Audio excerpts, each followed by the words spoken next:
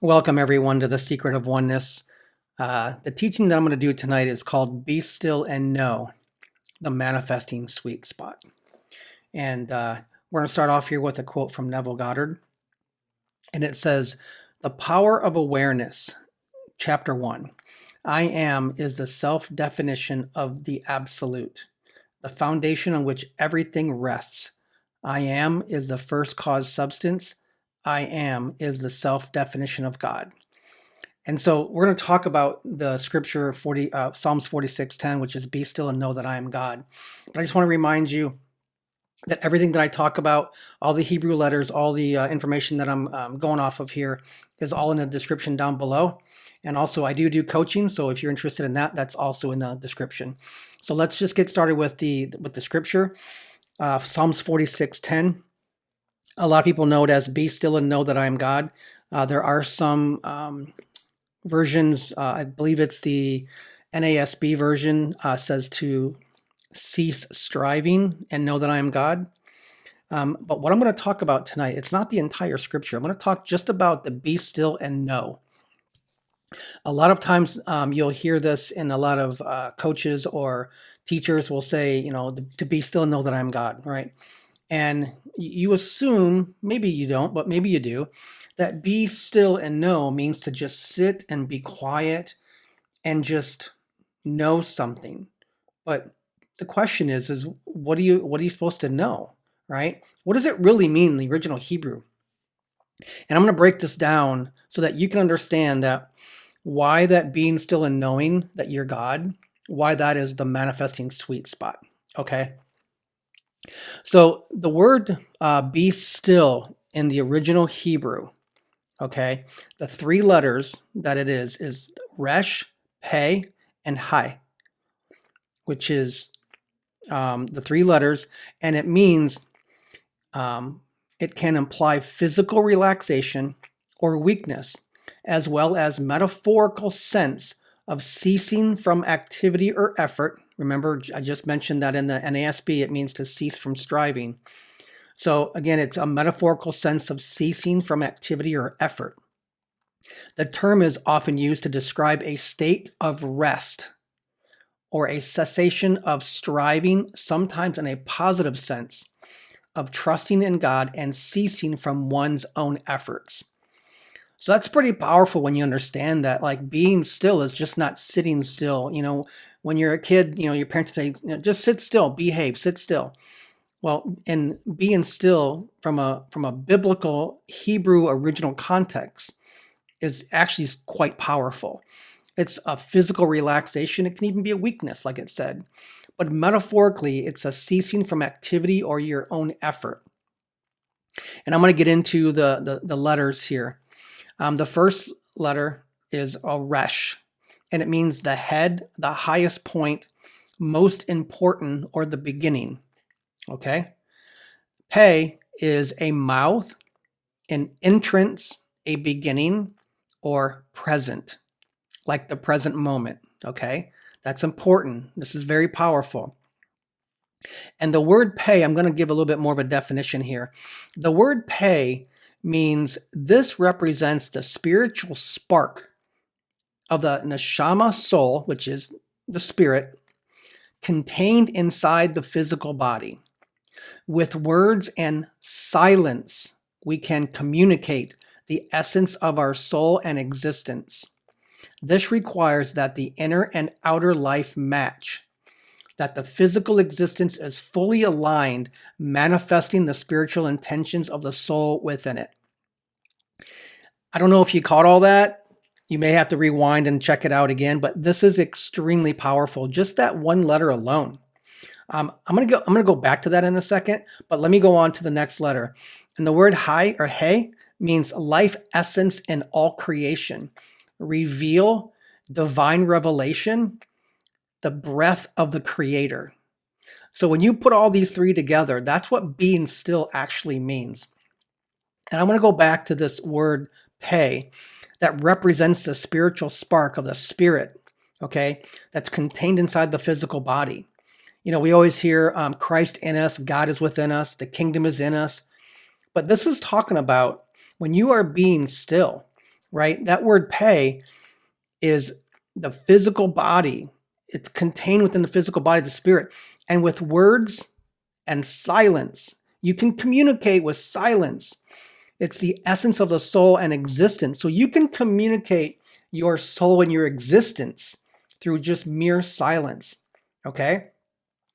That requires that the inner and outer life match. Now, how many times have you heard, Joe Dispenza talks about the head and the heart alignment, everything being in alignment, okay? That's talking about that same thing, the inner and the outer life match, that the physical existence is fully aligned, manifesting the spiritual intentions of the soul within it. And one thing I want to touch on here, I talked about this in a previous video, but I'm going to talk about it just briefly. When it says that it requires the inner and the outer life to match, another way that you can look at this is if you look at, let's just say, well, you look at your phone or whatever you're watching this video on as a physical device. Now, if you were to think about something, maybe your pet or your car or your home in your imagination, right? If you can look at your phone as a physical device, and then you can picture your again, like your pet or your car or something, anything in your imagination, you can notice that that is the inner life and the outer life, right? The outer life would be the phone, and the inner life would be what you see within your imagination. Okay, so this requires that the inner and the outer life match. So the physical existence is fully aligned. So you have to align the inner and the outer to match, and that manifesting the spiritual intentions of the soul within it. So powerful if you really understand that. And again, I'm going to have this down below in the description so you can go back and read through this. Now, the way that I have this be still written out here as a whole, using all of those letters, the way that I wrote it out, this is very powerful. It's being still. Be still means the beginning of the present moment where the inner and outer life are aligned and divine revelation comes from the breath of the Creator. Now, I'm going to read that again because that's pretty powerful. Being still is just not sitting still in a chair and just sitting there and not moving. This, what it means, and again, you can apply however you want it to mean, but this is how I kind of interpret it for this teaching here. It's the beginning of the present moment. So when you're being still, that is the beginning of the present moment where the inner and the outer life are aligned, and divine revelation comes from the breath of the Creator. So it comes from within you. That's the Creator's within you, right? So divine revelation will come from the breath of the Creator as you're being still, right? And as those things align, that's how all that works. Now, let's move on to the next part, which is and know. So be still and know. So what we just talked about, being still, and man, that was powerful. So let's check out the next one because it gets even better, okay? So and know. In the Hebrew, it's number 3045, and it's the word yada, okay? So if you've ever heard somebody say, yeah, yada, yada, yada, that's where that comes from. It means you know, kind of a thing, right? That's what yada, yada, yada means because you already know what they're talking about. So that's why they say yada, yada, yada. Anyway, so the three letters of and know in the Hebrew, the first one is yod, okay? The second one is dalet, and the third one is ayin. And I'm going to read what those are. So yod, it means a hand, a work, a deed done, finished work, right? When we talk about manifesting, we always talk about it's finished, it's done, you already have it, it's already been done. Okay? This is and knowing, and know. A finished work, it represents the Creator, the single point from which all of creation emerges, and the unity within multiplicity. It's the divine spark that causes everything to be. Okay? I want to point something out here because it says, which all of creation emerges as the unity, where everything is unified within multiplicity, within all. In the scriptures, it talks about, Jesus says, in my Father's house, there are many mansions, or there's many rooms. That's a similar thing where it has multiple right? It's multiple identities within yourself or multiple states. It can also be that as well. But the word yad it's the divine spark that causes everything to be, right? Delet. The word delet means it's the door or the gate, okay?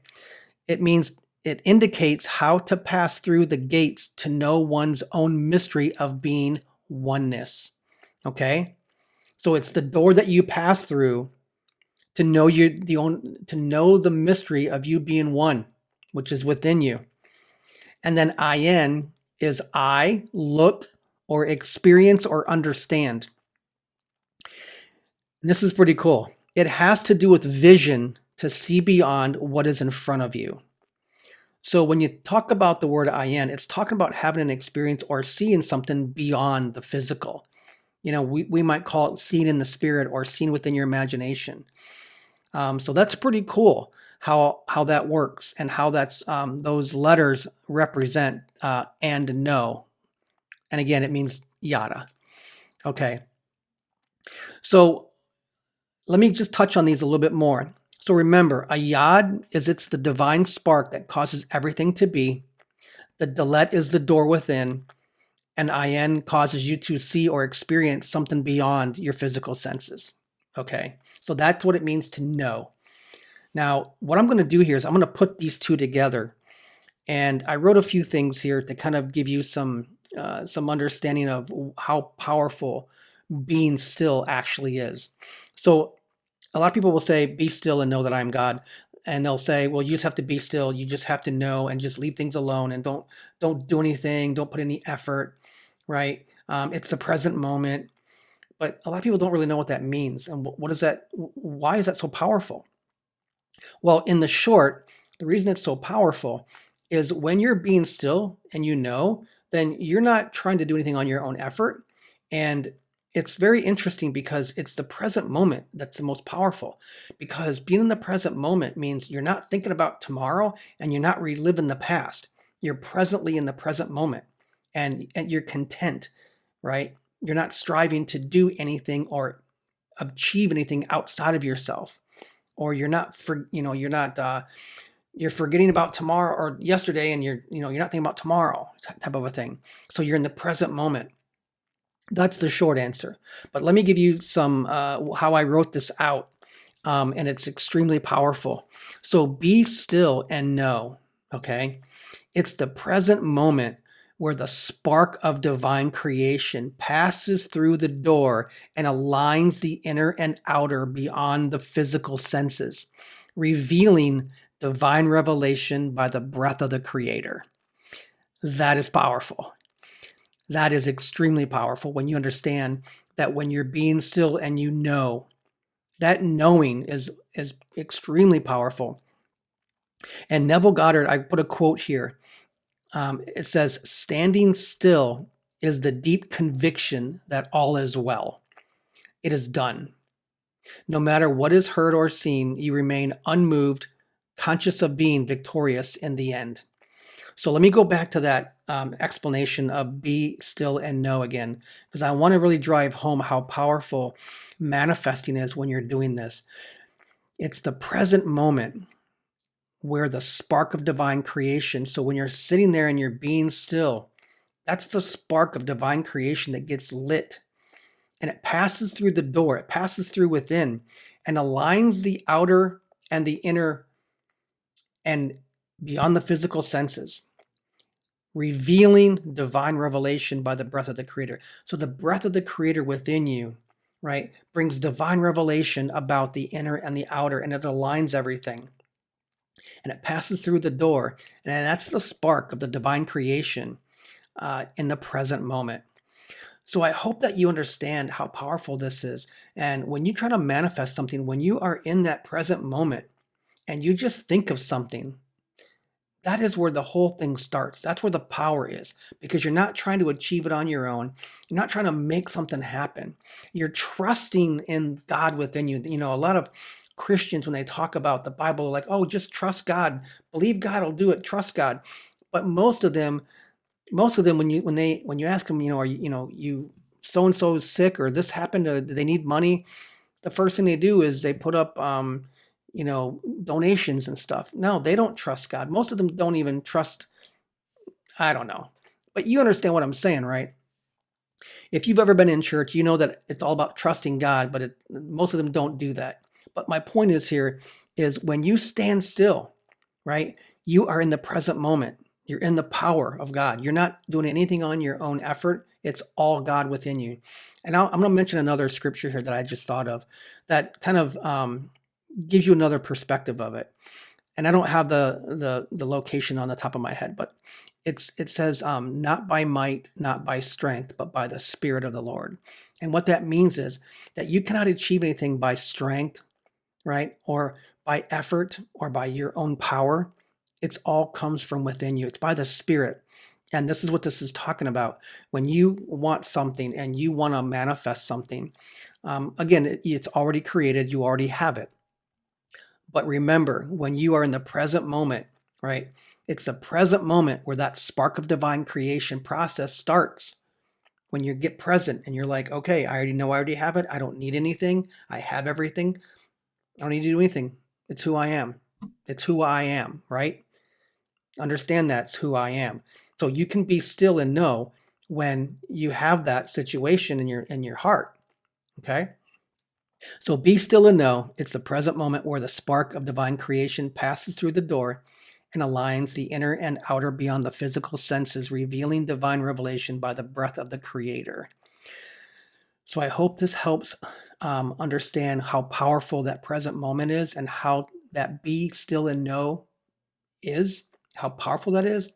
The last thing I'm going to mention is in the bottom in the description, I put a link to where I get my information regarding the Hebrew letters. So as you go through this, if you look through the description at the very bottom, you can go to that link and you can see the Hebrew letters, and then you can read about Yod or Dalet or Ayin and see what they mean. Okay.